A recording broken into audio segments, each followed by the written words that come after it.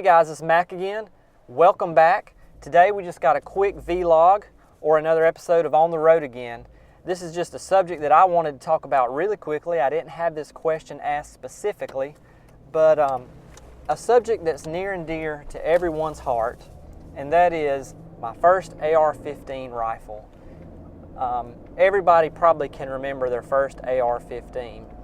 And I remember back in 2011 when I got bitten by the AR bug. And to get there, I think I've got to go back a little bit further. 2 years before that, 2009, we actually had an incident that happened in our neighborhood that prompted me to go out and get a Glock 23. That was my first handgun, and I got my concealed carry license and planned on using it for personal defense. And so I had sort of started getting into shooting handguns and that sort of thing, all the while, you know, for my lifetime having been shooting shotguns and rifles when going deer hunting. And 2011 comes along, and at work, I happened to rotate through a department with a guy named Jared. I never met Jared before, but immediately he and I sort of hit it off, and to this day he's become one of my best friends. And Jared was the guy who had built a couple of AR-15 rifles, which I knew nothing about at the time.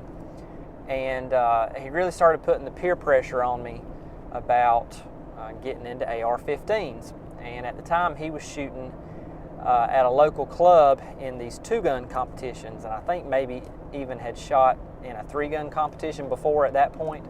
But the sport was nowhere near as popular as it is now in the city where we lived. So I started doing a lot of research, and I used a lot of his recommendations on things that he was using and things that he liked, and I built my first AR-15 rifle. And the thing that I'm most proud of, I still own this lower to this day, and I will never get rid of this lower. The first lower receiver that I bought to build that rifle was a Daniel Defense strip lower, which you cannot get anymore. And I'm so excited and proud that I was able to get one. Actually, one of the local shops there in Augusta, Georgia, where I was living at the time, I go in there. I'd called them to see if they had any strip lowers, and they was like, yeah, you know, we sell them. We've got a couple. So I drive down there after work one day, and I mean, I'd heard of Daniel Defense at the time. I knew they make, you know, really good stuff, but I thought it was cool because they were also from the state of Georgia. You know, their shops right outside Savannah, Georgia. So I was like, yeah, that's the one I want. So I bought the Daniel Defense strip lower, and because it was Daniel Defense, then I also put a Daniel Defense lower parts kit in it, ordered that off the internet. I had built a parts list, you know, for several months, I think at least 6 months before I started building the rifle. It had a Magpul MOE stock on it. It had a commercial diameter receiver extension with a standard old carbine buffer, standard spring. I bought that all as a kit because I didn't even know there were different kinds of buffers or weights at that time. And I didn't know any better about the commercial diameter. I had no idea there was such a thing as a mil-spec diameter.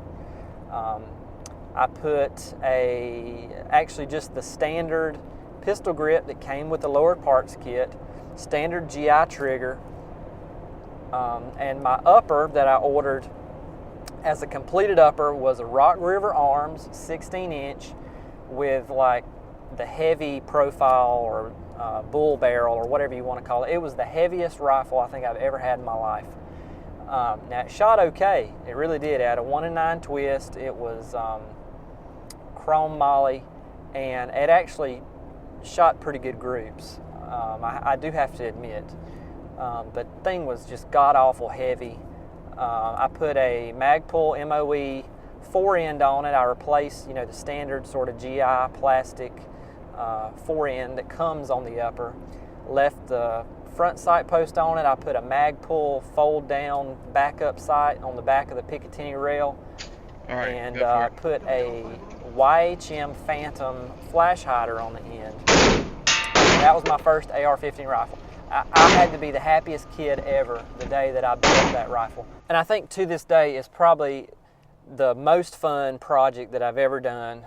You know, I've made tons of YouTube videos, built uppers, you know, worked on shotguns, but building that first low receiver in the back room of my house is probably the most fun I've ever had working on a gun.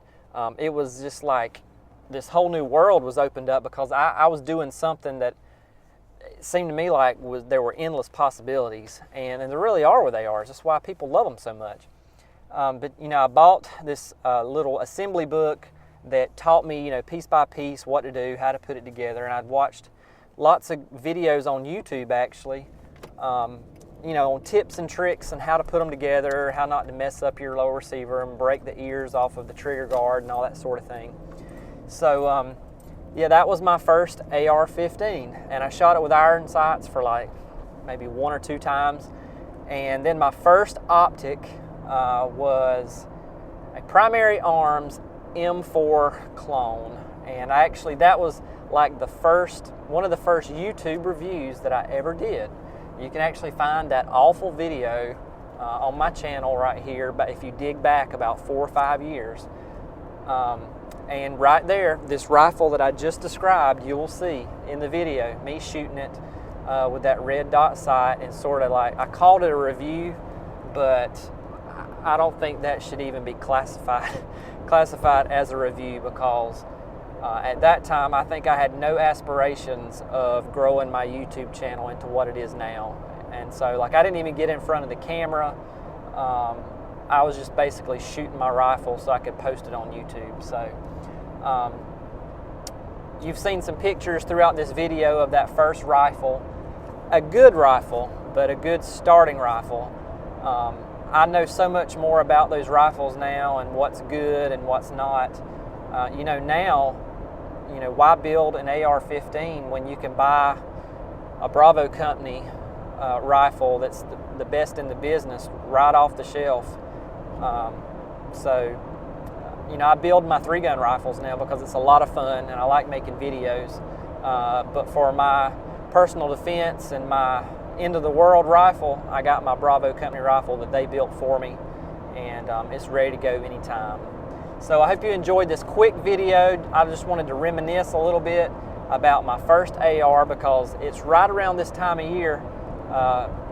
It's kind of like the 4 or 5 year anniversary of the first time I got an AR-15. So once again, this is Mac. I hope you enjoyed this video. If you did, please give me that thumbs up. I hope that the quality of the sound today is much better. I'm using my sound recorder with my lapel mic versus the crappy GoPro audio. And stay tuned for lots more cool videos this year. Be safe out there and take a new shooter out to the range, introduce them to the world of 3-gun, and we'll see you next time. Once again, thanks for watching, and I'd like to encourage you to subscribe to my channel. You can do that by clicking on the video on the upper left. As a subscriber, you'll be immediately notified every time I upload a video on a weekly basis. And these videos include guns and gear reviews, as well as content that's always related to 3-gun. And also, to watch more of my most popular videos, click on the video on the lower left. Once again, this is Mac. As always, be safe out there, and we'll see you next time.